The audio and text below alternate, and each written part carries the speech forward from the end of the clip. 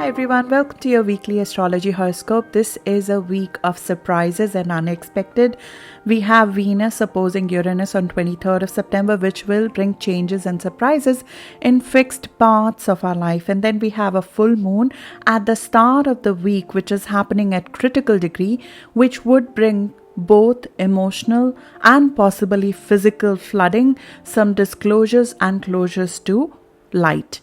Then we have equinox happening on 23rd, on the same day as the surprising Venus-Uranus opposition, which brings a change in season, and it starts the cardinal season of Libra, which usually from global events perspective, that day is very big significator of how the next 3 to 6 months globally would look like.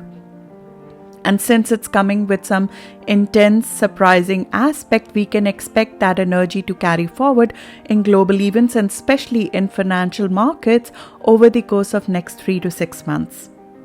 Equinox brings a change in season, end of summer in northern hemisphere and end of winter in the southern hemisphere. Similarly for us, it would bring a change in season.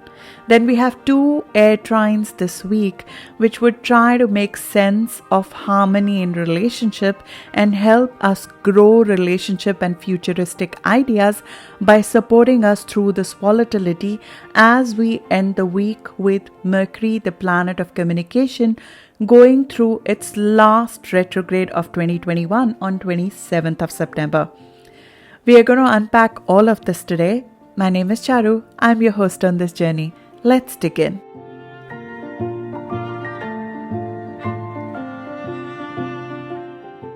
Going into the details of this week, this is a week of Uranus opposing Venus, which is happening on the day of equinox. As I said, the energy of the equinox is carried forward in mundane astrology, so in mundane events, global events, financial events especially, for the next 3 to 6 months. So having this shocking event or volatility embedded on the day of equinox would be carried forward for a longer period of time. It's also because it's happening in fixed signs. So the changes that are introduced now, they are for long term and they have happened after a long period of thinking, rethinking and things building up below the surface. So as much as they look like a surprise, they truly are not, because when the fixed sign surprises happen, and we'll see that in financial markets, we'll see that in our own personal life,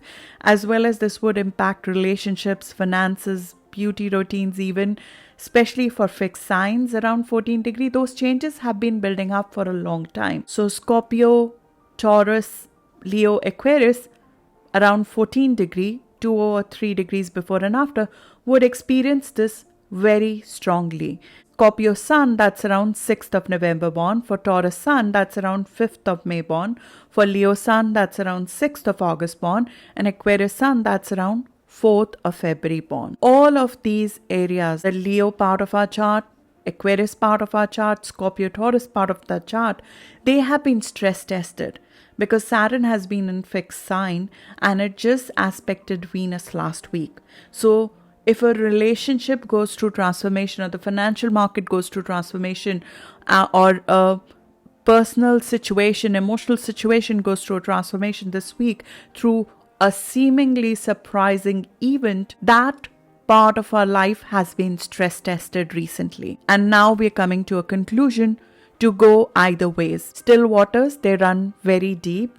What's about to explode or what's about to change, what's about to shift for us, it has been cooking for a long while. And it will take a constant down with it, especially for these signs and these degrees. And it doesn't have to be a bad thing, because sometimes fixed signs, especially because of inertia or a name of stability, they wait for too long to make some changes in their life. And then these aspects and these kind of transits, they become the excuse to make the changes that they long wanted and desired to start with. We covered this in the 1-minute videos I did for Venus for each of the signs, so you can check for your zodiac sign. It's a 1-minute video I've done for each of the sign. I will link it below if you have not seen it yet. You can check it out in the description. Then at the start of the week, before we even get to the 23rd, we have the full moon in Pisces. Moon is pretty happy in Pisces when it comes. It's strong in Pisces, but when it comes in Pisces, because Pisces is a mutable sign, we have two ways, two roads to use the emotions that it introduced, because moon in Pisces, especially at the degree where this full moon is happening, which is the last degree of the last sign of the zodiac, it will come with mixed emotions, possibly of an ending or an information coming to light or a culmination which it will come with. We covered the Pisces full moon in detail in the September lunation video, but I'm going to cover some of the salient points that we need to revisit. This full moon is bound to bring closures, results, disclosures of the initiation, especially which were done back March to November 2015. March to November 2015, we had an eclipse which happened in March of 2015. It was a solar eclipse. So there was possibly an initiation of an energy, initiation of something which you had to do, which could be a sacrifice or a selfless act or a spiritual practice or a creative venture you seeded at that time. Something that was supposed to show you your place in the universe, whether you understood it in that moment or not, because a lot of these things, they become more clear in the hindsight, and consider right now to be the hindsight of that initial start, looking back to that period of March 2015 when something was seeded and you had to do a sacrifice for that. You had to choose the road of practicality and the spiritual path or the idealistic path or something that you were in love with.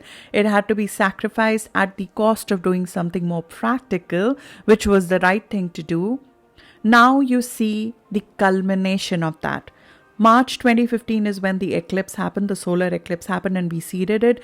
November 2015 is when the fruits of that, or the physical changes because of that initiation, came about, and now we'll see the culmination of that, and it is a very karmic culmination. It's called a harvest full moon. So what was sown is essentially reaped at this, and this will greatly influence the mutable cusps around 28 degrees. So 28 degree of Pisces, Virgo, Gemini, Sagittarius, which is around 18th of March born, 20th of December born, 19th of June born, and 20th of September born. They would feel it the most because it's aspecting your critical axis. We talked about this degree, if you would remember, from the September lunation video. It is a degree of drowning. In Vedic astrology, it's called 𝗀𝗀𝗃𝗃, flooding. Drowning, as I mentioned in that video, can be of two types. Of course, a physical drowning, so you need to be careful about if you're close to any water body, especially large natural water bodies. They get rattled with this kind of full moon energy, and the full moon is happening around 7:44 p.m. Eastern time, so it will be 21st morning for most of the rest of the world other than East Coast of US. So looking at 20th, 21st, especially being away from large water body would be very important in my view, just as a precaution. It influences storms, flooding, shipping industry, oil industry, large water bodies, but most importantly, drowning is of the mind that it causes this degree. There's a spiritual drowning that this degree brings to us, because this is a degree, 𝗀𝗀𝗃 as it's called in Vedic astrology, but we're talking about Western tropical zodiac. In all of my readings, I use Western tropical zodiac. Even if I use Vedic philosophies or Vedic rules, the zodiac I'm following is tropical Western zodiac. So 28 degree of Pisces, which is a 𝗀𝗀𝗃 point because it's between the water and the fire sign, it is the point where a transition happens. It's a transition where soul has to unravel something which was within it. It was a purpose of the soul, but it has to come out through some turbulence. So you would experience some emotional turbulence for that spiritual path for you to be unveiled. And that unveiling would be experienced over the course of next 2 weeks, which could be in form of something soulful that you initiate, something creative, something out of this world that you initiate.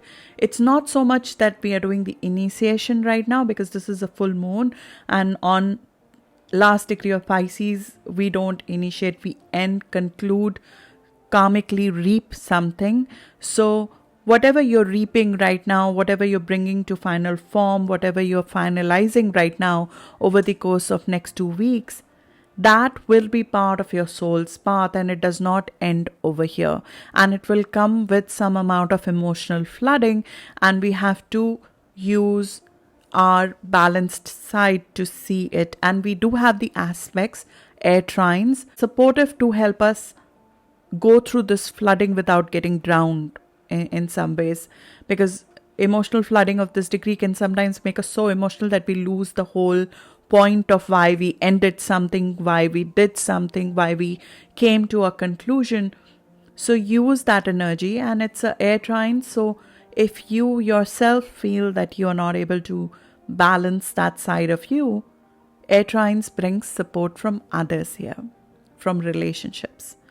When Mercury goes retrograde at the end of this week on 27th of September till about 18th of October, Mercury retrograde in Libra just doesn't teach us how to manage effectively communication and relationship. It also teaches us when, for balance, we need to leverage others in our life and not do everything solo. So if you feel that you need emotional support at this time, you must seek it. You must seek it at this time, because this can be very emotionally overwhelming. Whole week can be like that. But as I mentioned in the September lunation video, we can flood our mind with both positive and negative energy. It's a dual sign Pisces. We have the yin and the yang. We can flood it with the power of positive thinking, which can broaden our understanding on how we can make a difference in the field of creativity, in benevolence, in charity, in media, in camera, in creativity, in spirituality, in service and healing for the collective. And if you feel lost, this is the best transit to ask for divine guidance. This is a degree of divine guidance, a degree to find your place in the universe. But it happens through a process of emotional waves and upheavals. Neptune, which is the ruler of this full moon, it rules the seas. So, the waves are going to come and go when this happens. It's also the degree which will be revisited by Jupiter in 2022, which is excellent because Jupiter in Pisces is very strong. So in 2022, what is coming to light over the course of next 2 weeks, we can take advantage of that. We can grow it. So if there's something creative, a creative breakthrough beyond norm that you're having, an epiphany, an imagination, a fantasy, a creative work, because this is the height of creativity, something out of devotion and selfless love you're creating and giving birth to, you can grow that in 2022 when Jupiter is going to revisit these degrees, specifically May of 2022, when Jupiter will come here and will be positively aspected with Pluto. So the philosophy, education, music, religion, creativity that you're giving birth to with this full moon over the course of next 2 weeks, that could become a source of collective reformation in some ways. You can help the collective in a very convincing, reforming, revolutionizing way in 2022, because we would have Pluto supporting the growth of that idea in May of 2022. It is called the growth spurt of an investment. So if it is an investment that you're doing right now, which could feel like a selfless act, paying forward in some ways, even if it's an ending, even if it is something that you need to end, it is going to contribute for your growth. And you will cultivate that with devotion for 2022. Spiritual, creative endeavors, they in more mundane terms, or if I may say crude terms, they could bring power and wealth in 2022 because of that aspect.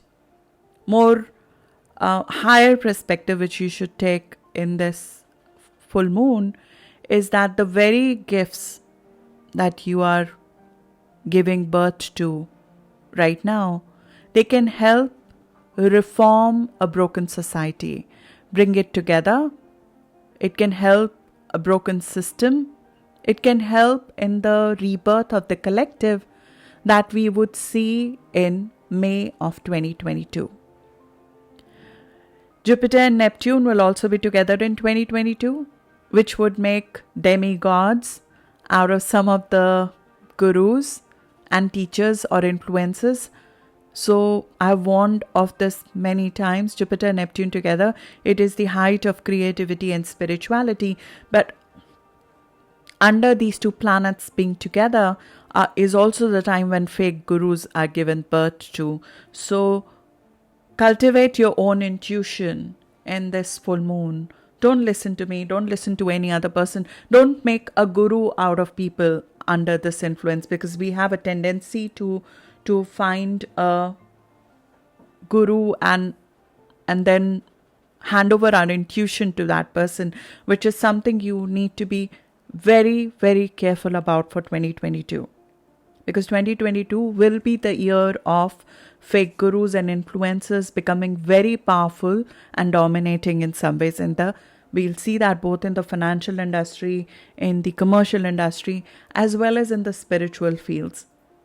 Although the Pluto aspect, which will be formed in May 2022, can help us see through it. And right now you're cultivating that intuition. So having this in mind, you can proceed with that caution as you move forward to seeding your growth for 2022. So the decisions you're taking, make sure that they're driven out of you, because Neptune influence is also there with this full moon.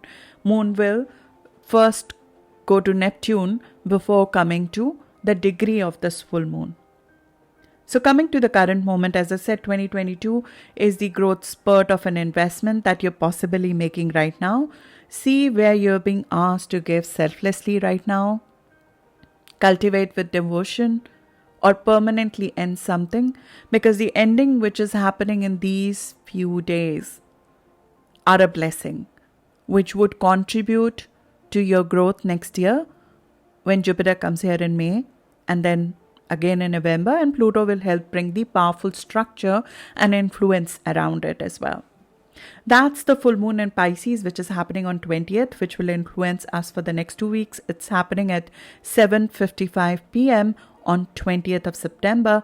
And I would leave the preview of the 2022 videos that I did by sign in March, because we already saw the preview of this when Jupiter very briefly entered Pisces in March. So take a look at that, because it's helpful to look forward for 2022 as well as to look back to 2015, where you're coming from and where you're going essentially. Before we go deeper into the surprise element of this week, which I'm really keen to talk about, I would first mention the two supportive aspects, which are the air trines, which are happening this week. One is happening with this full moon, which I just mentioned, which is the helpful Mercury-Jupiter trine at 23 degree, which is beautiful aspect for getting support from relationships, for negotiations, commercial documentation. But since this is the shadow period of Mercury, which means that we would be going back on the discussions which are happening this week once Mercury goes retrograde on 27th of September. So if there are some negotiations and commercial discussions which are happening right now, or commercial collaborations you're working on which are very futuristic, which this is great for. Air trines, they are great for collaborations. They're great for working on futuristic themes for ideation together, especially for air signs. So Libra, Aquarius, Gemini, especially around 23 or 7 degree, 23 degrees especially on 20th of September. That's around 15th October born, 12th February born, 14th of June born. you are possibly working on a collaboration with somebody, be sure that you're going to revisit it. Keep it open. Leave some scope for edits in that. Expansion of your ideas and the collaboration to the extent you want possibly needs another look or a closer look. So leave some space for changes which will come down the line, and they will possibly come around 3rd of October and 1st of November. And it's a positive aspect being repeated thrice. It's like being given the opportunity to grow something 3 times, which is great. But know that there are modifications coming down the road. We spoke of it in the September day-by-day rundown that I did for you as well. Then on 25th of September is the second air trine of this week, which is forming between Mars and Saturn, which gives us this nose to the grindstone energy for this whole week, which I think is also helpful in this emotional upheaval kind of week that we're having. When Mars and Saturn are together, we can do something really tough with consistency and patience and willingness. And this, along with Mercury being in Libra, makes me believe that even if the week has its intensity, we would be able to handle them with maturity and with toughness, because we will have our nose to the grindstone. So if there is something coming through, we can, in a very stable fashion, handle it and take it forward. So great for authority figures working together, business partners, friends, clients to work together, and for future ideation. But with the knowledge that this ideation will grow through edits in the early part of October and then again in the early part of November. The air trine between Mars and Saturn, which gives a lot of physical relentless to work on something, consistency to go after something, is very good for air trines, for air signs, Gemini, Libra, Aquarius in the early degrees, around 7 degrees. So that's around 29th of May born, 1st of October born, 29th of January born. You can get superiors or authorities to approve something, but keep some gap for edits. Keep some scope for edits going forward. Let's get into the surprise and the control issues which are coming around 23rd of September, which are seated on the day of equinox. Equinox is change in season, as I mentioned in the introduction, mundane events, global events, country charts. They carry that energy for a much longer period of time. Most of the countries, dominant G10 countries, they would normally carry the ingress of Libra energy for at least 3 to 6 months. So the changes that come, especially in the financial industry, in economic situation and political situation, which we'll see on 23rd of September at the ingress of Sun into Libra, happy birthday to Libra Sun, you would find that that's carried forward for 3 to 6 months. We are entering a week of surprises where we'll see a clear departure from the past. When Venus opposes Uranus, it is a significator of breaking away from something that our heart was invested in previously. Venus is the choice we made in the past, and Uranus is the authenticity of those choices. So Uranus challenges the authenticity of a heart choice we made in the past. And because Venus is in Scorpio, we possibly were fixed on that choice prior to this moment. Venus in Scorpio, for most of the people who just look at it from 30,000 feet, manipulative. I think very few people I've seen who say anything more than that. Because Venus in Scorpio, on face of it, is considered to have the same qualities as Venus Pluto, manipulative. So she's got game. So someone who's got game can never be caged, right? You don't think Venus in Scorpio can be caged. That's such a misconception about Scorpio part of your chart. And Venus in Scorpio is the hard choices you made in Scorpio part of your chart. And I spoke about it in the 1 minute Venus transit for each of the signs because of this very transit that's happening on 23rd. You made those choices not because you got gain, you made those choices because that brought you sanity. Venus in Scorpio has its drama and it loves this whole Martian excitement of chase and sexual tension. But when it comes to reality, Venus in Scorpio comes to roost with Taurus stability. It likes stability. So it invariably ends up choosing bondage, even if that bondage is of its own making. And I'm not just talking about people who have Venus and Scorpio in their natal chart.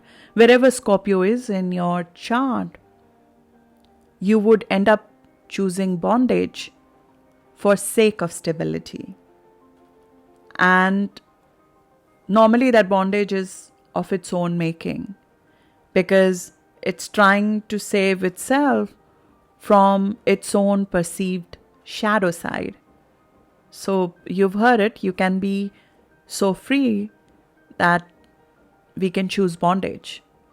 She's so scared of herself in that part of your chart that the choices she makes are more driven for sanity than truth sometimes. But she realizes over time that not living her power in the name of sanity is the biggest insanity you can do. And Uranus transit usually are the triggers that sets that part of our chart free. Depends when Uranus is transiting. Uranus is right now transiting 14 degree of fixed signs. So when Uranus touches Scorpio part of your chart, the bondage in that area of your life becomes almost impossible to ignore. It becomes very evident. And there is no going back from Uranus realizations. The truth that Uranus shows in Scorpio part of your chart, you just cannot unsee it. You cannot go back from there. And in Venus in Scorpio, those desires to set free will come with dangerous excess. Pluto, the ruler of Scorpio, is standing still, about to go direct in the first part of October. It's very, very strong and manipulative. It's going to make our mind obsessive about it because Pluto wants you to stand for your power. And when it's about to go direct, standing still in its strength, it's going to make our mind's mission to get out of that situation. The very day Venus is opposing Uranus, which is 23rd of September, right before that, we have Mercury, the planet of communication and thinking in our mind, making a square aspect with Pluto at 24 degree. Cardinal signs on 22nd of September will feel that very strongly. It could be in form of a manipulative discussion with somebody, but either ways, whichever kind of power struggle, whether internal or external, you're going to experience in form of words on 22nd of September, you would see the truth of the situation through it. Because Pluto shows you see through a relationship. You see through something that you did not see before. And this is a transit of compulsive thinking. It's like once you get a point, you're not going to leave it. It can bring some issues to open when it comes to communication and relationships, which we would need to rework during Mercury retrograde. So if there was a collaboration you were working on, if there was a agreement you were working on, especially for cardinal signs around 24 degree. So 24 degree of Aries, Cancer, Libra, Capricorn, which is around 14th of April born, 16th of July born, 16th of October born, 15th of January born.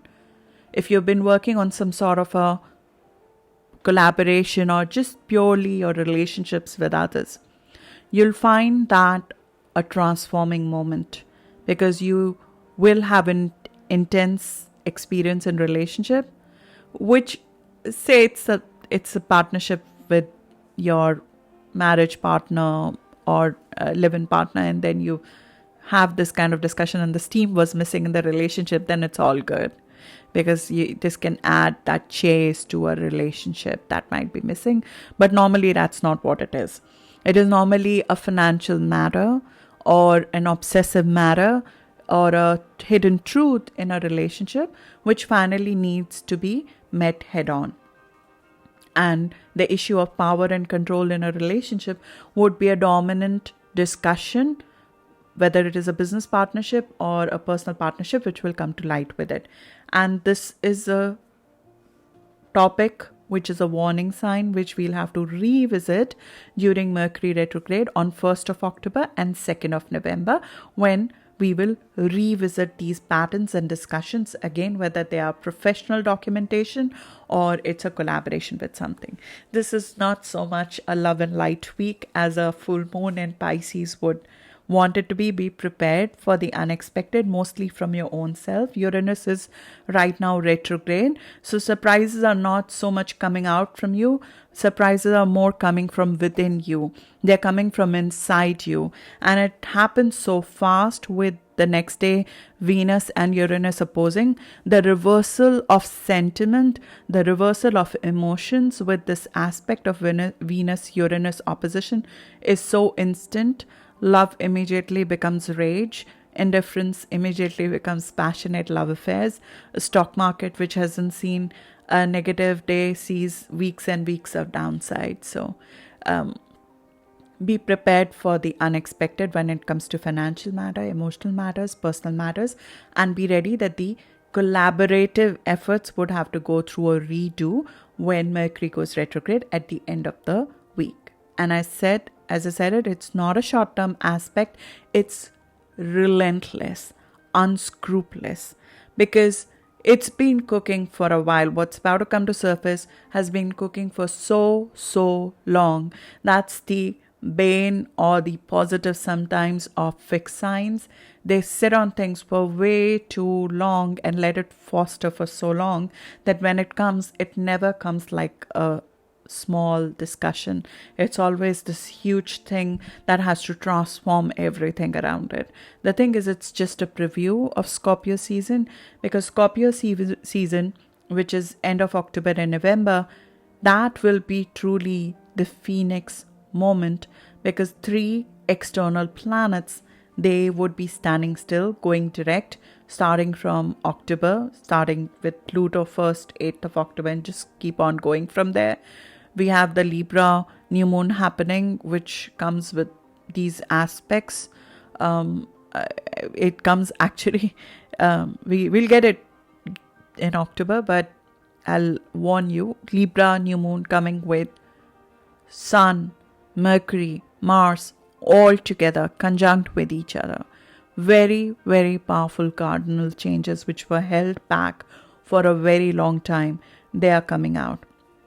And we'll see a trigger event possibly this week leading up to it.